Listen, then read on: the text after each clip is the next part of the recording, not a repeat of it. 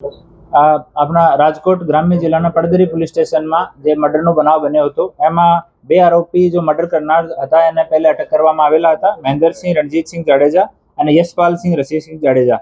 આ કેસમાં એક ઓર આરોપીને અટક કરવામાં આવ્યો છે જેનું નામ પૃથ્વીરાજસિંહ હર્ષદસિંહ જાડેજા છે. એ જો પૂર્વ આરોપી હતો એનો કાકાનો દીકરો થાય છે અને ઇન્સ્ટાગ્રામ મારફતે એવું કન્ટિન્યુ આરોપીના સંપર્કમાં હતો અને જો મરણ જનાર છે એની લોકેશન, એનો કઈ ગાડીમાં ફરે છે, કઈ ગાડી લીધી છે, તમામ ઇન્ફોર્મેશન છે એ આરોપીને આપતો હતો. તો એને પણ પૂછતાછ કર્યા પછી આના બંનેના મોબાઈલ કબજામાં લેવામાં આવ્યા છે.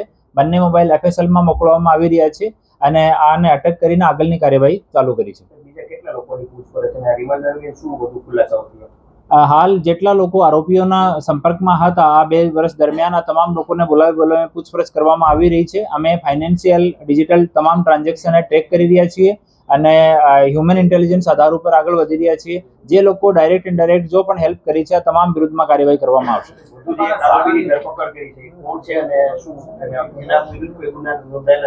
નહીં, એના વિરુદ્ધમાં બીજો કોઈ ગુનો નથી. આ જ ગુનામાં મદદગારી કરી હતી. આ કાકા તાઉના ભાઈ થાય છે.